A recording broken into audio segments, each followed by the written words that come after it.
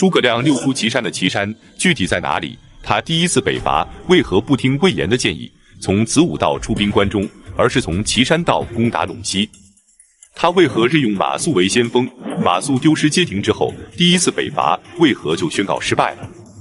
本期视频，我们就一起走进诸葛亮第一次北伐及挥泪斩马谡。从汉中翻越秦岭，自古有5条路线可走，分别是陈仓道和包斜道、倘洛道和子午道以及岐山道。此时镇守长安的是夏侯惇的儿子夏侯茂，同时他也是曹操女儿清河公主的丈夫。他没有用兵谋略，只喜欢经营家业，而且养了很多的姬妾，使清河公主大为恼怒。于是汉中太守魏延就给诸葛亮献计说，曹魏在关中的守将是夏侯茂，其人怯懦无谋，让我率领5000精兵沿着秦岭东进，然后从子午道出兵，就像当年韩信、明修栈道暗渡陈仓一样，奇袭关中。同时他建议诸葛亮亲率大军前往潼关，到时候潼关以西便都是蜀汉的地盘了。可诸葛亮认为如此进军太过凶险，于是就没有采纳魏延的计策。228年春，他事先扬言要从包斜道出关，夺取眉县，并让赵云和邓芝率领疑兵前往包斜道占据箕谷，即今天汉中市北、宝鸡市东南65里处。他们的任务是佯装攻打关中，吸引曹魏的主力。果然，曹睿派遣曹真率领重兵前往眉县阻击赵云。然而诸葛亮真正的主力则由他亲自率领，通过岐山道前往陇西。岐山位于今天甘肃省礼县东部，西起平泉大宝子山，东至盐官镇，全长25公里。诸葛亮的大军到达陇西后，天水郡和南安郡以及安定郡的太守毫无防备，惊慌之下只能弃城向东逃窜。天水的守将姜维和梁旭、尹赏和上官雍等人投降了诸葛亮，雍州刺史郭淮则退往上邽固守待援，广魏郡和陇西郡拒不投降。消息传到洛阳，大臣们非常惊慌，不知如何应对。曹睿却自信地说道，诸葛亮如果固守蜀地，确实不容易进攻，可现在他竟然主动前来，打败他便是毋庸置疑的了。随后曹睿亲自前往长安镇守指挥，命令张合率领5万步骑兵前往陇西抵抗蜀军，凉州刺史徐邈则派遣参军与金城太守一起率军反攻南安郡。诸葛亮知道张合是魏国的名将，他此次前来必定会夺取汉军的咽喉之地街亭，即今天的甘肃省齐安县陇城镇。从关中前往陇西必须得越过陇山，而穿越陇山最重要的道路有2条，一条是陇关道，沿着渭水北侧到达凤翔，从凤翔沿着千水到达陇县，然后穿过固关到达老爷岭，下山之后直通宫门，从街亭到达上邽。随着丝绸之路的开辟，陇关道逐渐成为关中穿越陇山的主要通道，此路线不仅成熟，也适合重兵通行。另一条是陈仓峡道，是从今天的宝鸡市沿着渭河西行，经过峡石和车辙，到达香泉和赤沙，从三岔城到达上邽。此路为水陆并用，但由于水道狭窄，两岸山崖险峻，不适合大军行进。而此次张合率领5万大军前来，必定不会走陈仓峡道，而是走陇关道，而街亭便是陇关道上的重要关隘。因此只要蜀军守住街亭，不让张合的大军进入陇西，用不了多久，陇西各郡便可平定，从此陇西便成为进攻关中的重要据点。可见守住街亭对于蜀军是非常重要的。可是应该派谁前去迎战张合呢？当时军中最有经验的老将莫属魏延和吴懿。魏延，益阳人，即今天南阳市桐柏县人，由于屡立战功，被封为衙门将军。219年，刘备在阳平关打败曹操，自称汉中王，随后他便准备返回成都，而汉中则需要留下重要的将领镇守。诸将都推举张飞，张飞自己也觉得非己莫属，然而刘备却提拔了魏延为汉中太守，镇守汉中。吴懿，字子远，兖州陈留人，即今天河南开封人。因为他的父亲与刘璋的父亲交好，于是就让刘璋的三哥刘茂迎娶了吴懿的妹妹吴氏。刘茂去世后，吴氏便成为了寡妇。刘备平定益州之后，纳吴氏为夫人。刘禅继位后，尊奉吴氏为皇太后。诸将都提议应该让魏延或者吴懿率军前去迎战张合。然而诸葛亮却力排众议，决定任命马谡为先锋，率军前往。马谡字幼长，襄阳宜城人，即今天湖北省宜城市人，是世中马良的弟弟。他的才气和气量都超过常人，喜欢议论军事谋略，诸葛亮对他十分的器重。刘备在临终之前曾告诫诸葛亮说，马谡的话往往言过其实，没有实际的办事能力，你要对他多加考察。可诸葛亮并不认同，依然重用马谡，并经常和他彻夜探讨军事谋略，对他非常的信任，因此便任命他为此战的先锋将军。同时任命王平为马谡的副将，协助马谡镇守街亭。为了以防万一，诸葛亮让高翔率领一支军队屯驻在街亭以左的列六城，让魏延率领一支军队屯驻在街亭之右的山谷之中，共同接应马谡。不出诸葛亮所料，张合果然率领着大军从陇关道前来，并与马谡的大军在街亭相遇。其实马谡此次的任务不需要打败张合，只要将张合的大军阻挡在陇山即可。然而马谡却做出了一个惊人之举，他没有执行诸葛亮事先制定好的作战计划，而是擅自率领军队驻扎在南山之上。副将王平多次劝谏，可马谡执意不听，坚持让大军屯驻于孤山之上，而且没有派兵下山去占据城池。张合见状，立即率军包围南山，并且派人切断了蜀军的水源。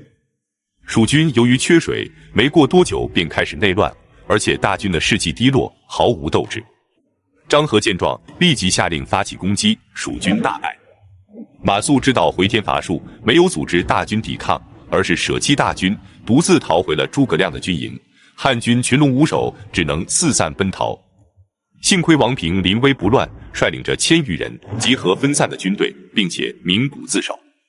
张合担心蜀军设有伏兵，便不再追击，王平才顺利地率领残兵退回了诸葛亮的大营。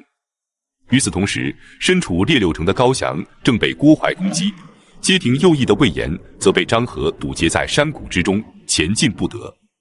见街亭的主力撤退，高翔和魏延担心被魏军包围，也只好各自退兵。至此，街亭失守，魏军源源不断地进入陇西，陇西各郡便群起而攻之，之前的所有战果都灰飞烟灭了。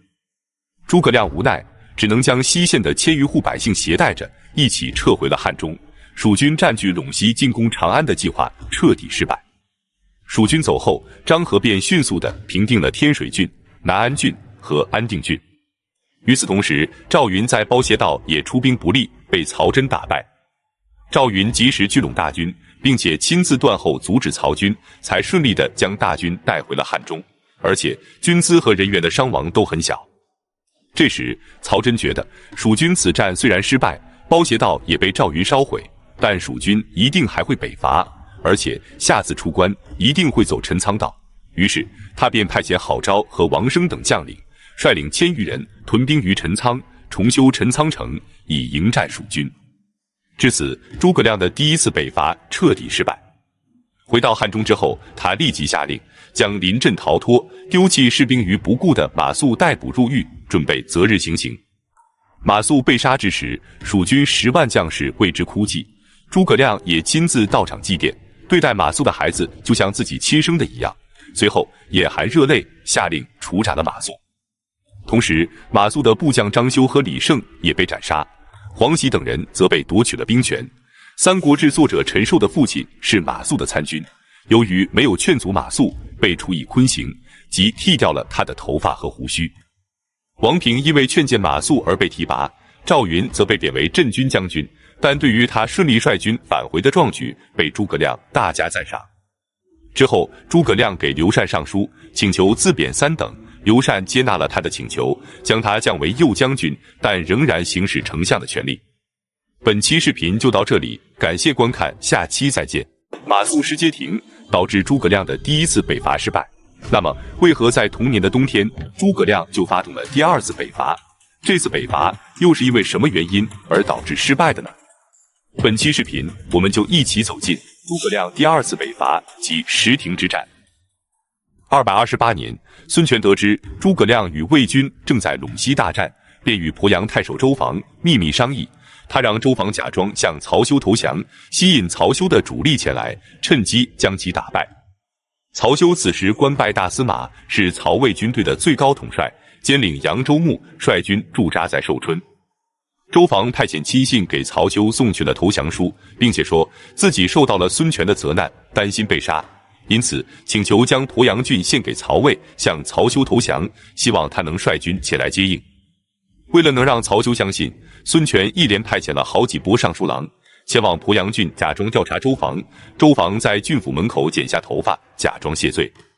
曹休得知后大喜，相信了周防投诚的真实性，于是便准备亲自率军前去接应。琅琊太守孙礼连忙劝阻，让他切不可孤军深入。可曹休立功心切，不肯听从，亲自率领10万步骑兵从寿春出发，前往宛城接应周防。宛城即今天的安徽省潜山县。曹休出发后，曹睿立即派遣2路大军，同时向东吴挺进。一路由司马懿率领，从宛城出发，进兵攻打江陵；一路由贾逵率领，从西阳即今天的河南省光山县出发，攻打东关。东关位于今天安徽省含山县西南的如须山上。这时，尚书蒋济给曹睿建议说，曹休孤军深入，前往吴地，一旦驻守上游的朱然从背后偷袭，吴军再趁机切断曹休的退路，则后果不堪设想。因此，应该立即派人前去救援曹休。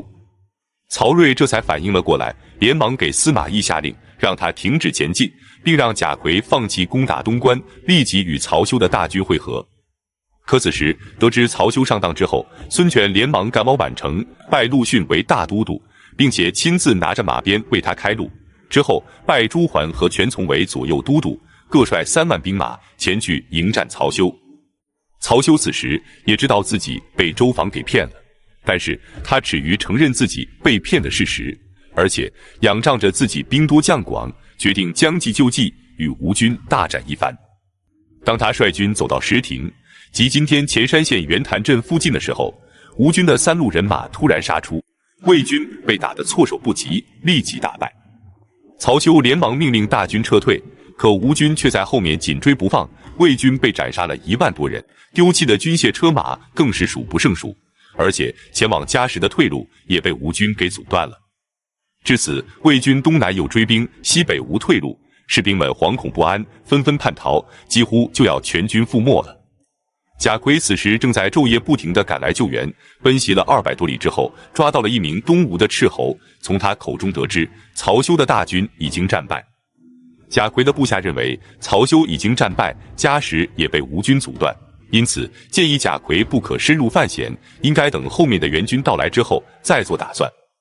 可贾逵却说，大司马此时危在旦夕，如果让吴军得知大司马没有接应的队伍，就会大胆的追击，所以我们应该急速前进，赶往嘉实。吴军要是知道大司马的援军赶到，必然就会退兵而去。如果我们坐等援军，吴军就会彻底将险路断绝，到了那个时候，就算兵马再多，又有何用？于是他率领大军急速行军，赶到了嘉实。之后，他让士兵在山口要道竖起很多的旗帜，留下少量士兵不停的擂鼓，其余大军则由他亲自率领，从山口冲出来迎战吴军。吴军以为魏国的救援大军已到，便迅速地撤离战场。至此，魏军终于脱离了险境。贾逵将自己的军粮供应给曹休的大军，曹休便得以重新整顿队伍，退回了扬州。然而，战争结束之后，曹休对于贾逵的救援不仅不领情，还当场呵斥并埋怨贾逵救援不及时，才导致自己的失败，并且以大司马的身份敕令贾逵帮他捡回丢失的军资器械。贾逵也不惯着他，对他说道：“我是为国家来担任豫州刺史的，不是为你大司马去捡兵器的。”说完，便独自引兵而去。随后，贾逵和曹休相互上表弹劾对方。曹睿虽然知道贾逵没有过错，但由于曹休是宗室重臣，只能偏向于他，判定双方都没有过错。同年，曹休和贾逵双双病逝。此时，驻守汉中的诸葛亮得知曹魏在石亭之战中大败，关中的主力则在张合的率领下前去支援司马懿了，导致关中空虚，正是北伐最好的时机。于是他便准备再次北伐。可是年初刚刚北伐失败，年尾就要再次发动大规模的战争，朝中的大臣们非常不解，纷纷提出非议。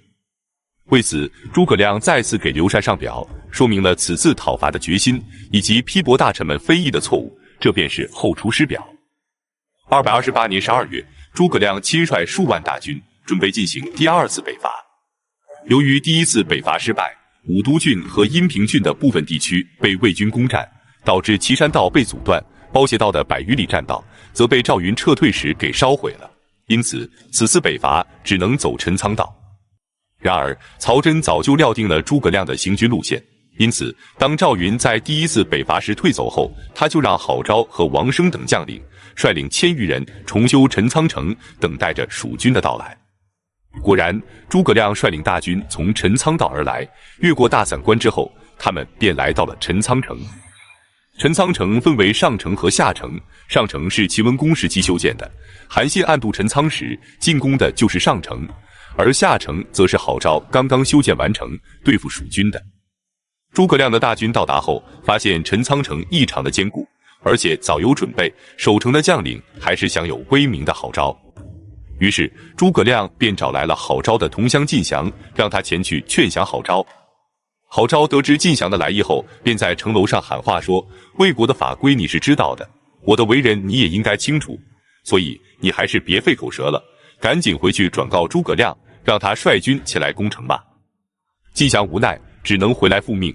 可诸葛亮并不甘心，派靳祥再次前去劝降，并且让他告诉郝昭，双方的兵力悬殊实在太大，就不要再做无谓的抵抗了。可郝昭的态度依然坚定，还是不肯投降。既然这样，那就只能下令攻城了。诸葛亮觉得他属下有数万大军，而郝昭只有1000多人守城，何况魏国的援军在短时间内根本无法赶到，因此攻下陈仓城便是易如反掌。于是蜀军数万大军兵临城下，准备攻城。他们架起云梯准备登城，结果云梯却被魏军给烧毁了。蜀军用冲车撞击城门，结果郝昭命人用绳子绑上石磨，砸毁了冲车。诸葛亮制作了100尺高的井字形木栏，让士兵们登上木栏向城里放箭，结果郝昭却在城内筑起了一道城墙。诸葛亮派人用土块填满护城的壕沟，然后向城里挖地道，准备从地道进入城内，可郝昭却在城内横向挖掘地道，进行拦截。就这样，诸葛亮的数万大军昼夜不停地攻击了20多天，陈仓城竟然纹丝不动，这让诸葛亮非常的焦急。与此同时，身在洛阳的曹睿也非常的惊慌。曹休的10万大军刚刚战败，司马懿和贾逵等人远在荆州和扬州，关中的主力则跟随张合前往了荆州。此时想将大军调回长安，肯定是来不及了。负责镇守关中的曹真只能防守长安的险要之处，不能亲自前往，只能派遣费耀等将领率领少量兵力前去支援陈仓。无奈之下，曹睿连忙让张合独自赶回，让他率领洛阳城里的3万禁军以及部分武卫军和虎贲军前去迎战诸葛亮。临行前，曹睿担心地询问张合说：“等你率军到达的时候，诸葛亮是不是已经攻下了陈仓城？”可张合却说：“我估计等我到达的时候，恐怕诸葛亮已经都率军撤走了。”正如张合所料，蜀军20多天竟然攻不下陈仓城，大军的粮草马上就要耗尽了。得知魏军的援军正在赶来，诸葛亮明白继续进攻下去已经完全没有胜算了。于是还没等张合的大军到达，诸葛亮便下令撤军了。魏军的将领王双见蜀军撤退，连忙率领骑兵追击，结果却被蜀军击败后斩杀，魏军便不再追击。之后诸葛亮顺利地率领大军退回了汉中。至此，诸葛亮的第2次北伐又以失败告终。本期视频就到这里，感谢观看，下期再见。诸葛亮的前2次北伐都以失败告终，那么第3次北伐是如何取胜的？此战的战果如何？曹睿派遣3路大军攻伐汉中，最后为何会半途而废呢？本期视频我们就一起走进诸葛亮第3次北伐及曹真出兵汉中。228年春，诸葛亮第1次北伐失败，导致武都郡和阴平郡被魏军攻占。同年冬天，他发动了第2次北伐，结果再次以失败告终。大军回到汉中之后，他便发动了第3次北伐。229年春，他任命陈氏为将，率领大军前去夺回武都郡和阴平郡。于是陈氏便率军来到了武都城，命令大军开始攻城。由于曹魏的守军兵力薄弱，抵挡不住陈氏的进攻，急忙请求支援。雍州刺史郭淮急忙率军前来救援。诸葛亮得知后，亲自率领主力前往，将大军驻扎在建威，以牵制郭淮。建威即今天甘肃省武都区东北的龙坝乡。魏军见诸葛亮的主力到达，自知不是敌手，便立即弃城而逃。至此，武都郡和阴平郡便重新回到了蜀汉的版图。魏军撤走之后，诸葛亮并没有贸然进军北伐，而是留下部队巩固防线，安抚周边氐人和羌人的部落，确保两郡的稳定。他自己则率军返回了汉中。刘禅得知后，立即恢复了诸葛亮丞相的职位。同年冬天，诸葛亮将大营移到了南山的土原之上，并且修建了汉城和越城，以加强对汉中的防守。汉城位于定军山以东的袁山和木营附近，越城则位于淌洛道的出口，今天成固县以北的小河口。接下来，我们来了解一下曹魏此时的动态。曹休病逝之后，大司马之职便由曹真继任。所谓新官上任3把火，曹真当上大司马之后，便立即给曹睿上表说，蜀汉的诸葛亮多次侵犯边境，我们都是被动防御，主动出击，攻打汉中。曹睿采纳了他的建议，同意让他从包斜道进兵，前去攻打汉中。然而，身为司空的陈群却极力反对。陈群字长文，颍川郡许县人，即今天河南许昌人。刘备当上豫州刺史的时候，任命陈群为别驾。别驾是统管州府事务的官职，由于官职较高，出巡时不和刺史同车，而是另外乘坐车辆，因此被称为别驾。刘备被吕布打败之后，陈群无处可去，只能避难于徐州。之后，他被曹操征召为司空西曹院属，从此便成为了曹操的属下。曹丕临终之时，他与曹真和司马懿等人被钦定为辅政大臣，之后升任为司空，成为了3公之一。他认为攻打汉中最为困难的便是运送军粮。当年曹操攻打汉中的张鲁，担心粮草不足，便让大军携带了很多的豆麦，以增添军粮。可最后还是因为军粮不济，差点就退兵而回了。何况包斜道异常险阻，转运粮草的时候必然会遭到蜀军的劫掠。如果不留重兵把守，粮草容易被抢；如果留下重兵把守，则劳损战士。这些因素不可不加考虑啊。曹睿听后便有些犹豫，立即驳回了曹真从包斜道出兵的计划。可曹真并不死心，既然包斜道不可走，那他就走子午道。于是他再次给曹睿上表，请求从子午道出兵汉中。曹睿拿不定主意，让人找来陈群商议。陈群则陈述了不能从子午道出兵的理由，而且他认为如此大规模的征战花费必然是巨大的，所以不建议出兵汉中。于是曹睿就将陈群的意见让人送给曹真观看，让他作为参考。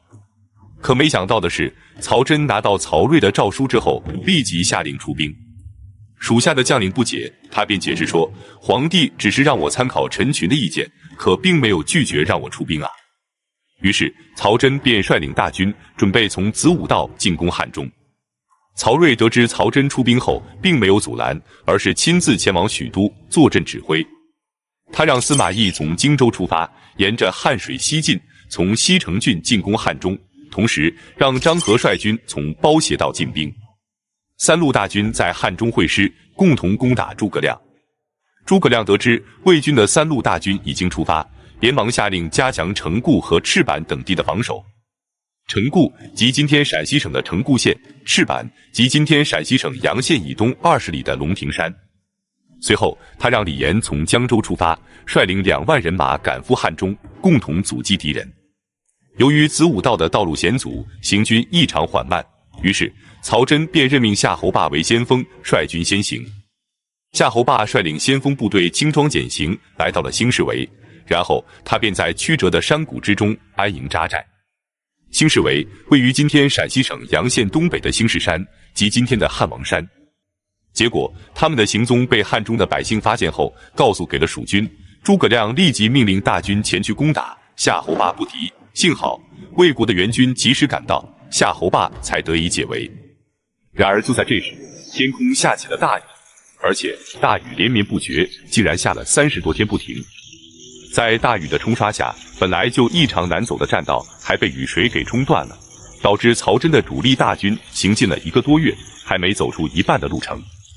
这时，朝中的大臣们不停地给曹睿上表，劝他撤兵。首先是华歆，他给曹睿上表说，为国者应以民为基，民以衣食为本，因此应该注重农业生产，安定百姓。如果魏国的百姓没有饥寒的忧患，没有背井离乡的心情，那么天下就能治理好，东吴和蜀地的百姓也会归附。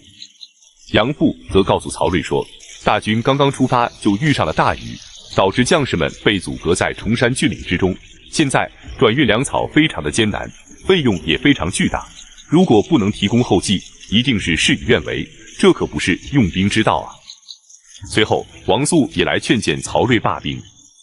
王肃是司徒王朗的儿子，在《三国演义》里，王朗是被诸葛亮活活给骂死的，但在正史之中，王朗压根就没有随军出征，而是在诸葛亮第一次北伐的当年寿终正寝，病逝于许都。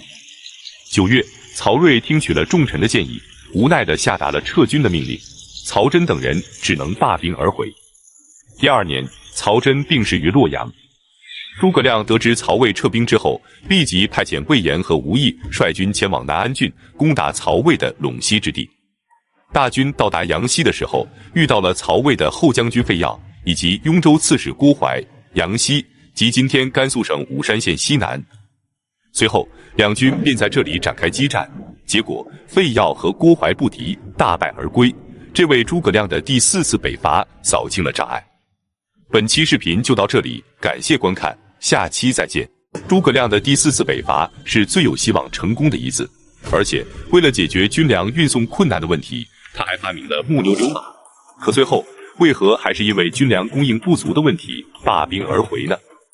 本期视频我们就一起走进诸葛亮第4次北伐及司马懿魏蜀不会虎。231年2月，得知陇西之地半年没有下雨，诸葛亮决定再次出兵陇西，这便是他第4次北伐，也是第2次兵出祁山。无论从汉中出兵曹魏，还是从曹魏出兵汉中，都需要翻越秦岭，因此作为进攻方，最为困难的便是运送军粮。为了解决这个难题，一方面诸葛亮让同为托孤重臣的李严负责督运粮草，另一方面他发明了至今都无人能够真正复原的木牛和流马。关于木牛流马的具体样貌有很多种说法，按照《宋史》记载，木牛流马其实是一种独轮的小车，其中木牛是具有前缘的独轮车，可供牲畜或者人力拉着走，木马则没有前缘，全靠人力推行。祖冲之传则记载，木牛流马里有独特的自动机械装置，不需要牲畜或者人力便可自动前行。《三国志》的造木牛之法中记载，木牛需要2个人协同使用，一个人负责前面拉，一个人负责后面推，载重高达1岁粮，即1名士兵1年的口粮，相当于今天的400斤左右。关于行进速度，如果单独行动，每天可走10里，一起行动则每天可走20里。总之，有了这个东西之后，诸葛亮再也不用担心军粮运输的问题了。3月，诸葛亮的大军到达了澧县以东23公里的岐山堡。此时，魏军在岐山堡驻扎着一支数千人的军队，由贾似和魏平率领，郭淮和费耀则驻守在上邽。于是，诸葛亮让王平率领一支军队前去攻打岐山堡，他自己则亲率主力越过西县，向上邽挺进。西县即今天的甘肃省澧县盐官镇，也被称为鲁城。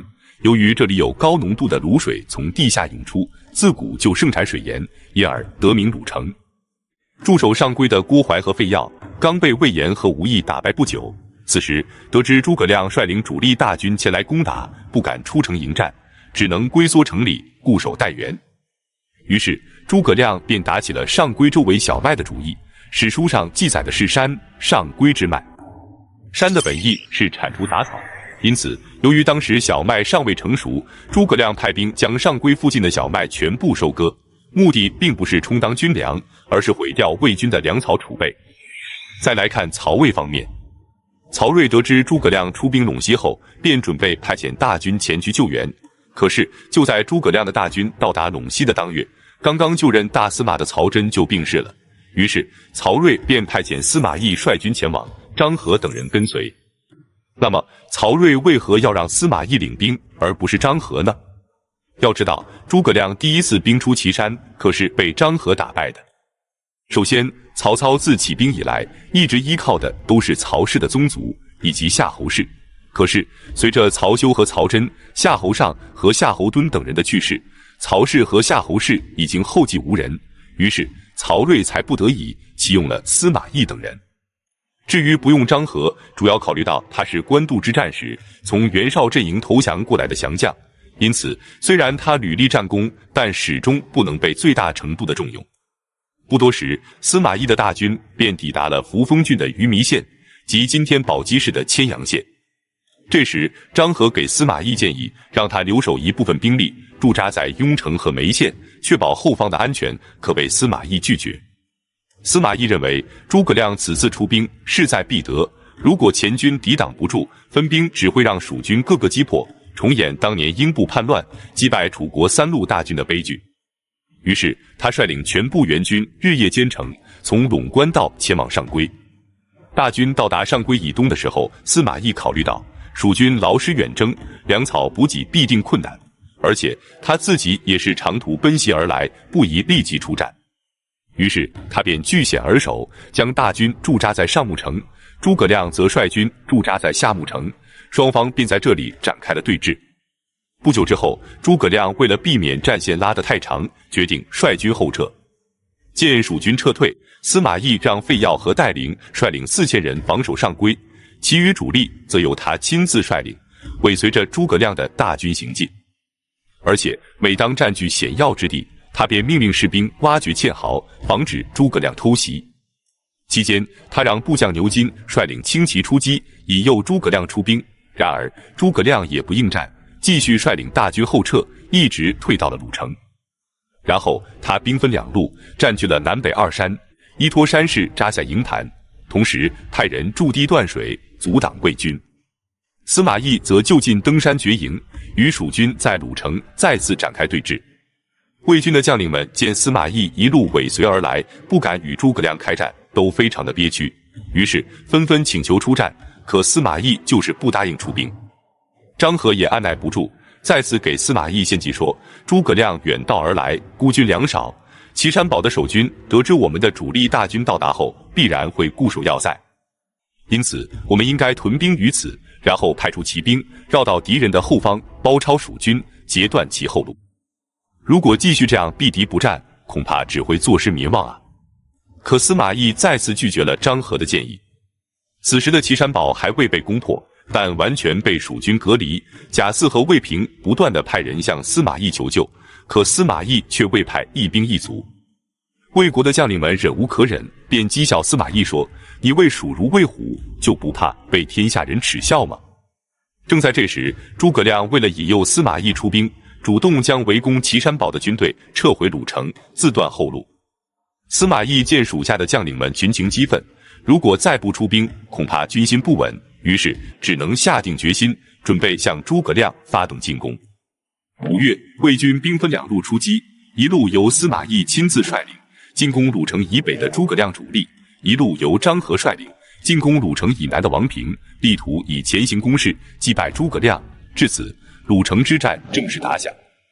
然而，关于此战最后的结局，史书记载各有不同。按照《晋书》的记载，此战司马懿大胜；《汉晋春秋》则记载诸葛亮大胜，并且斩获了魏军的首级3000骑，获得玄铠5000，角弩3100张。《三国志》则记载，司马懿负责攻打诸葛亮，张合负责攻打王平，但由于王平坚守不出，张合未能攻下。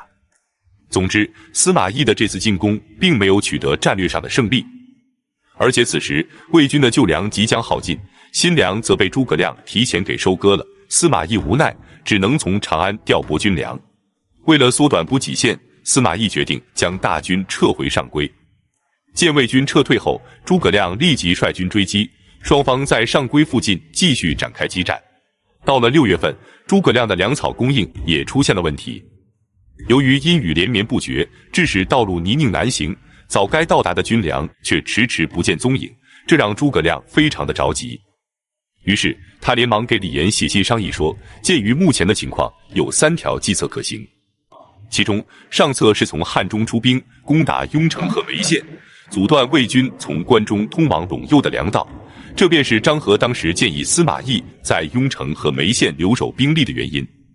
中策是保证大军的粮草供应，这样蜀军便可与魏军打持久战和消耗战。至于下策，如果李严实在不能保证粮草供应，那就及时告知他要做好退兵的准备。可见，无论最终采取哪个计策，主要取决于李严的军粮供应情况。不多时，参军马忠和督军程蕃从汉中赶来上邽，并且带着刘禅的口谕，命令诸葛亮立即撤军。诸葛亮听后仰天长叹，形势如此大好的战役，又是因为军粮不济，只能再次无功而返了。于是诸葛亮无奈地下达了撤军的命令。司马懿得知诸葛亮准备撤军，立即命令张合率军追击，可张合反对说，兵法有云，为师必却，归师勿遏，此时追击诸葛亮必定会遭遇蜀军的埋伏，定不可行。可司马懿再次否决了张合的建议，并且以主帅的名义强行命令他立即出兵。张合无奈，只能率兵前去追击。当他追到木门谷的时候，蜀军果然在这里埋伏了重兵。刹那间，蜀军万箭齐发，喊杀声四起。张合的右膝不幸中箭，由于伤势过重，一命呜呼了。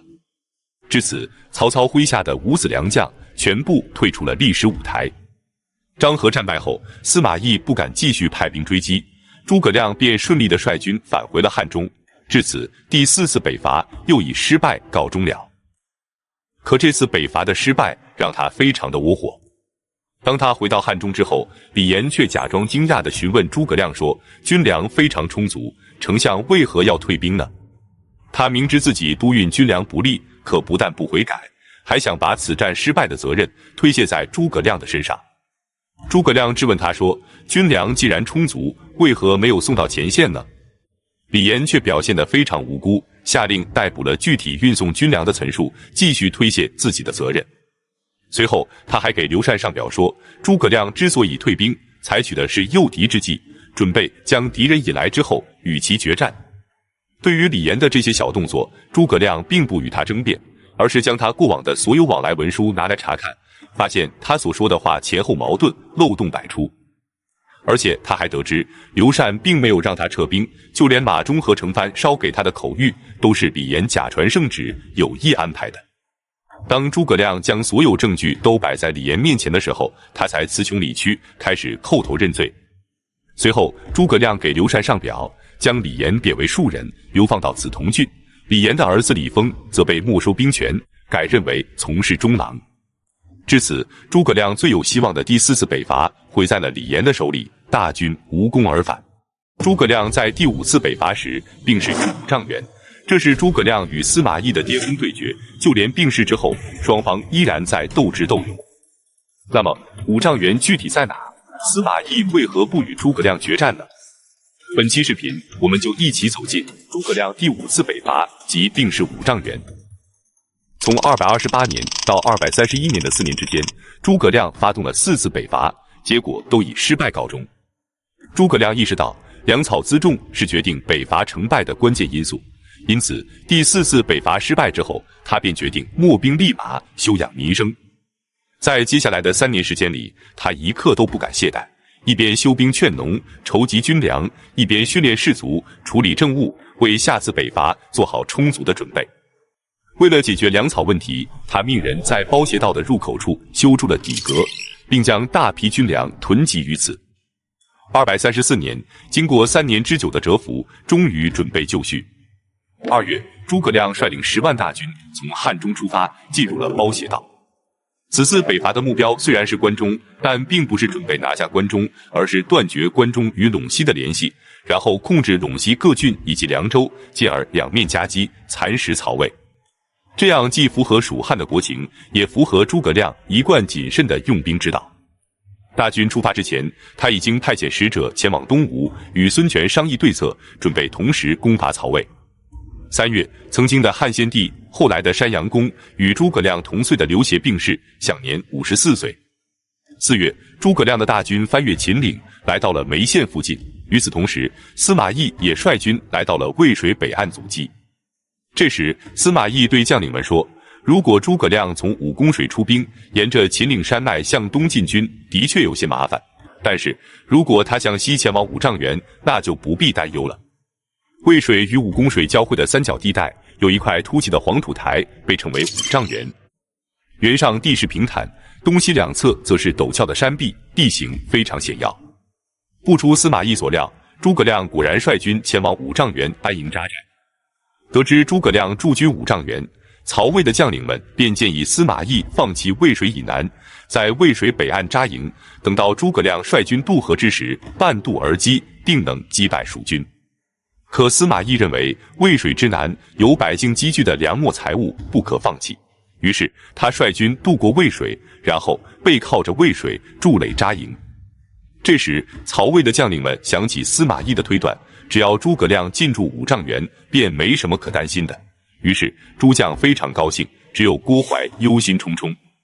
他对众人说，诸葛亮肯定会越过渭水，占据北原，然后便可出兵北山，断绝陇道，扫荡魏国的百姓以及北方的胡人，此乃国家安危之大患啊！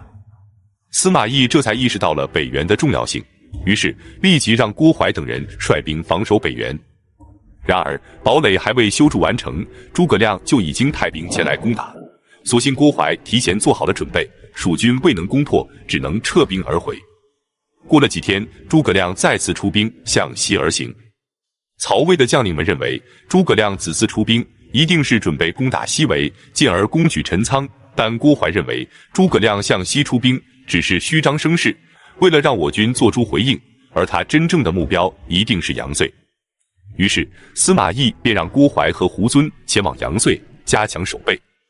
当晚，蜀军果然没有前往西围，而是调转方向前来偷袭杨遂，但由于郭淮早有防备，蜀军没有攻下，只能撤兵而回。此后，诸葛亮驻守五丈原，司马懿则在渭水南岸按兵不动，双方就这样一直对峙着。司马懿的目的很明确，就是要消耗蜀军的粮草，等到蜀军粮草耗尽，诸葛亮便只能自行退走了。然而，诸葛亮此次出征，在粮草供应上下足了功夫，不但在包斜道的南口囤积了大批粮草，还采用木牛流马运输，所以蜀军粮草充足。随后，他还让士兵们在武功水西岸屯田种粮，与魏国的百姓和平相处，做好了与司马懿长期对峙的准备。就在这时，东吴对曹魏也发动了进攻。孙权率领10万大军进驻巢湖口，准备前去攻打合肥。如果说陇西是诸葛亮毕生所求之地，那么合肥便是孙权心中永远的痛。为了策应攻打合肥的主力，孙权让陆逊和诸葛瑾率领万余人进驻江夏和绵口，让孙韶和张成等人进逼广陵和淮阴，以牵制曹魏的其他兵力无法救援合肥。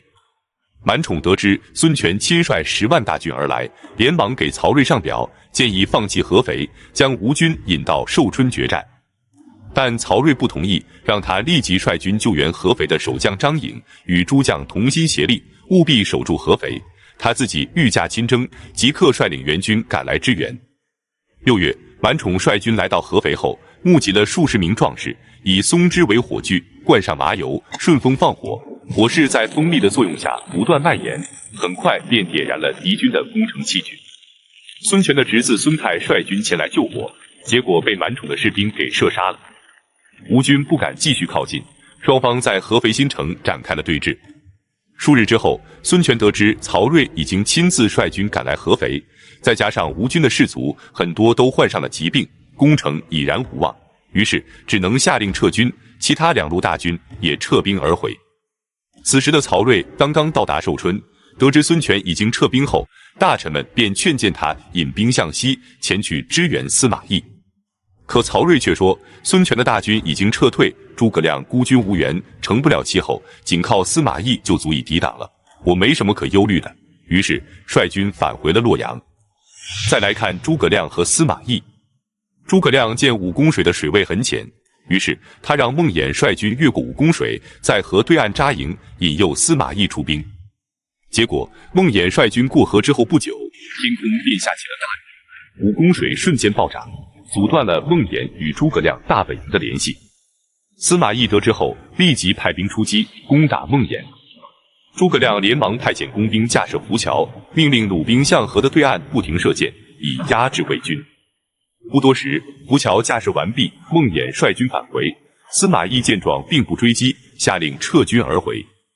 就这样，双方小打小闹的打了几仗，始终没有发生大规模的激战。到了8月份，双方已经对峙100多天了。诸葛亮数次发起挑战，但司马懿始终不肯应战。为了激怒司马懿，诸葛亮派人给他送去了女人的衣服，讽刺他像女人一样不敢出战，但司马懿依然不为所动。可是司马懿能够忍受，属下的将领们却实在是忍无可忍了，纷纷请求出战。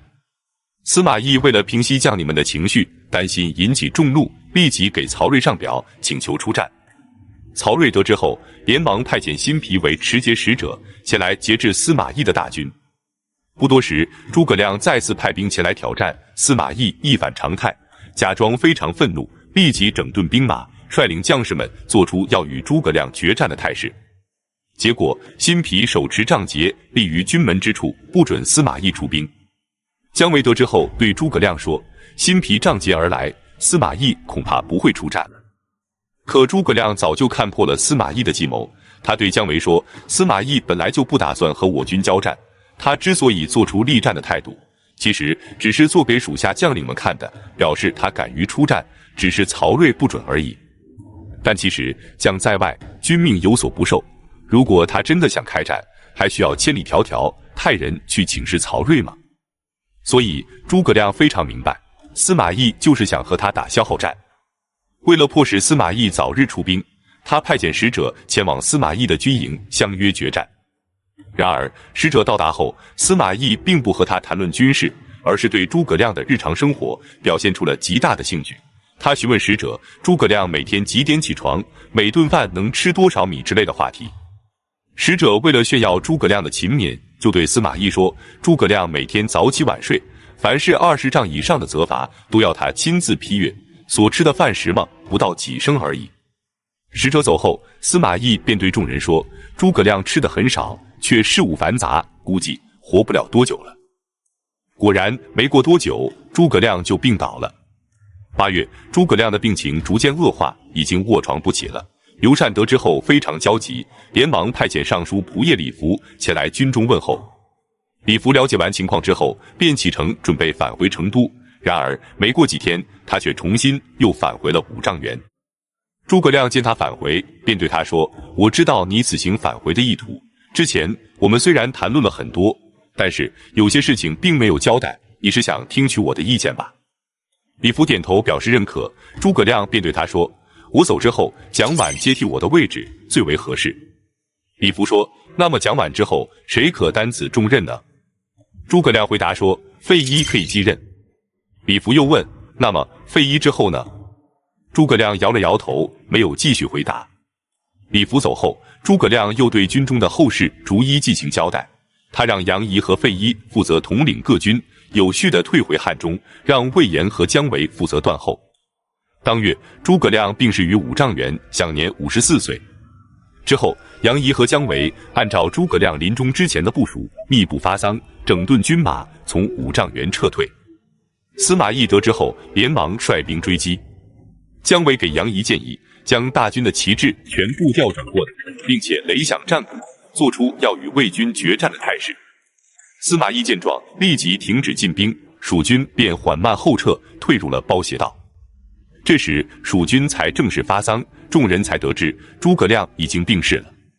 百姓们给司马懿编了一句谚语说：“死诸葛，吓走了活仲达。”司马懿得知后也不生气，笑着说道：“我可以预料他生前的计谋，但没法预料他死后的计谋啊。”之后司马懿视察了蜀军遗留下的营寨，感叹地说道：“诸葛亮真是天下奇才也。”至此，诸葛亮历时7年的北伐彻底结束。他本人也在北伐的过程中走完了自己波澜壮阔的一生。那么蜀军能够顺利地撤回汉中吗？魏延为何在撤兵途中发生叛乱呢？我们下期接着讲述。234年秋天，54岁的诸葛亮病逝于五丈原。临终之前，他让杨仪和费祎率领大军撤回汉中。那么撤军之时，魏延为何会发生叛乱？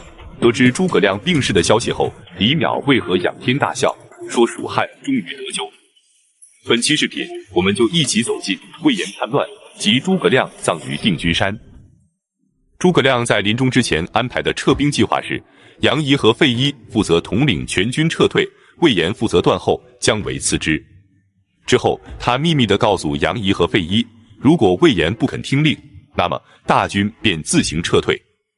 魏延，蜀汉现存最顶尖的猛将之一，他赡养士卒，勇猛过人，但是性格高傲，脾气暴躁，导致文武官员都对他极为忌惮，尽量避其锋芒，不与他交恶。只有杨仪对他不屑一顾，于是两人便势如水火，经常发生矛盾。甚至有一次，魏延竟然拿着刀准备杀了杨仪，导致杨仪老泪纵横，悲伤愤怒。这让诸葛亮非常的无奈，他爱惜杨仪的才干，也欣赏魏延的骁勇，奈何二人总是不能友好相处。幸亏费祎经常从中调停，才使二人各尽其职，没有发展到不可收拾的地步。大军出发之前，杨仪让费祎前去试探魏延的想法，于是费祎便来到了魏延的军营，询问他的意见。魏延便对费祎说：“丞相虽然病逝了，不是还有我呢吗？我自当率领大军击败贼军，怎能因为一个人的死亡而荒废天下的大事呢？而且我魏延是何许人也，怎会受杨仪的摆布，成为断后之将呢？”说罢，他便与费祎重新商定撤军计划，并且要求费祎和他共同在重新拟定的撤军计划上签名，然后宣告给所有的将领。费祎听后非常担心，为了能够尽快脱身，他便对魏延说：“我这就回去，把你的意见传达给杨仪。杨仪身为文官，不懂军事，所以他一定不会反对你所拟定的计划。”魏延听后觉得有理，便答应了费祎的建议。费祎不紧不慢地离开魏延的军营，出门后便骑马奔驰而去。魏延这才反应了过来，他被费祎给骗了，应该让他签完字再放他离开。可是此时派人去追已经来不及了，只能派人前往杨仪的军中打探。结果得知，杨仪按照诸葛亮之前的计划，已经让各营的将士们开始撤退了。魏延大怒，立即率领本部人马也开始撤退。但是他并不想为大军殿后，而是加快步伐，越过杨仪率领的主力，走到了大军的最前面。而且他的大军走过之后，他便命人烧毁栈道，使杨仪等人率领的主力大军无法前进。同时他还派人前往成都，告发杨仪反叛。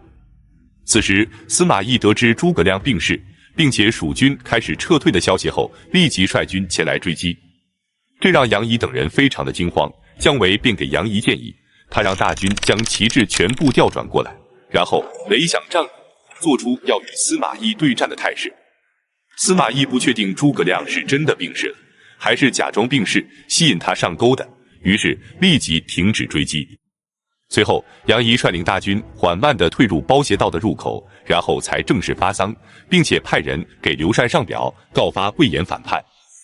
远在成都的刘禅一连收到2封奏书，一封是魏延告发杨仪反叛，一封是杨仪告发魏延反叛，一时之间拿不定主意，连忙召来侍中董允和长史蒋琬商议。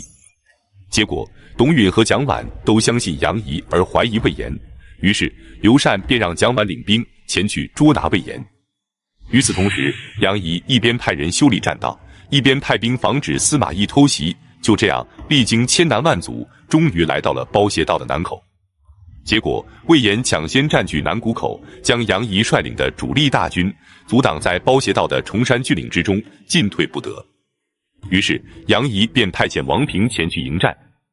王平率军到达后，大骂魏延及其属下说：“丞相刚刚去世，尸骨未寒，你们怎敢如此作为，竟敢抵挡丞相的还丧之路吗？”魏延的属下听闻后，都觉得魏延的做法不妥，不敢继续跟随，于是大军纷纷开始溃散。魏延见状，只带领着自己的儿子以及数名亲信向汉中逃去。杨仪得知后，立即派遣马岱前去追击。没过多久，马岱便提着魏延的首级返回。杨仪用脚践踏着魏延的头颅，说道：“庸奴，看你还敢作恶不？”随后，杨仪便率领全军返回了汉中。此时，蒋琬刚走出成都城数十里，得知魏延已死，他便重新返回了成都。之后，魏延的三族惨遭诛灭。至此，蜀汉大军顺利地回到了汉中。诸葛亮在临终之前，对他自己的身后之事也做好了安排。他让部下将他安葬在定军山下，墓穴不要太大，能放进去棺木就行，不要任何东西陪葬。寿衣就用平常的衣服即可。关于他的财产，只有800株桑树和15顷土地。于是，诸葛亮被安葬在勉县的定军山镇。刘禅追谥其为忠武侯，因此他的墓地便被称为武侯墓。蜀汉各地的官员和百姓们得知后，举国悲痛，哀声遍野。然而，作为前魏郡太守以及丞相参军的李邈却仰天大笑，高呼道：“苍天有眼啊！蜀国终于可以得救了。”李邈字汉南，广汉郡淇县人，即今天四川省三台县人。他原本是刘璋的属下，刘璋投降刘备之后，李邈便怒骂刘备是个忘恩负义的小人。但刘备不仅不和他计较，还亲自邀请他一起建功立业。李邈被刘备的诚意打动，逐渐成为了蜀汉的核心人物。等到刘备病逝，诸葛亮准备北伐的时候，李邈却站出来反对。他认为北伐曹魏无异于以卵击石，螳臂挡车，定不可能成功，只会让蜀汉的国力更加衰弱。然而，在刘禅的支持下，诸葛亮一连发动了5次北伐。李邈虽然表示不满，但也无力改变。随后，刘禅在成都为诸葛亮举行了3天的哀悼仪式。李邈便上表说，诸葛亮独自一人掌控着蜀汉的精锐之师，如同虎狼噬物，为所欲为。因此，我常常为国家的安危感到担忧。现在诸葛亮死了，宗族终于得以保全，边疆的战事也可以停止了，大家应该大肆庆祝才对。刘禅看后非常气愤，立即将李邈逮捕入狱，并将其诛杀。那么，诸葛亮死后该由谁来接班呢？其实，诸葛亮病逝之前已经选定了接班人。他告诉李福，他死之后由蒋琬继任，蒋琬死后由费祎继任。然而，杨仪却表示不服，他仰仗着自己顺利地将大军带回汉中，并且讨伐并诛杀了叛乱的魏延，所以他自以为功劳巨大，理应接替诸葛亮执掌朝政。何况他任职尚书的时候，蒋琬只是他属下的尚书郎。虽然他们后来都升为了丞相参军长史，但是蒋琬一直留守成都，他自己则跟随诸葛亮数次北伐。因此，他认为自己比蒋琬的资历老，才干也超过蒋琬，理应由他接任才对。然而，诸葛亮却认为他性情急躁，心胸狭隘，因此就连蒋琬之后提议的都是费祎，而不是杨仪。于是杨仪非常不服，言语之间经常流露出怨愤的情绪，导致大臣们不敢与他交往，只有费祎经常前来看望他。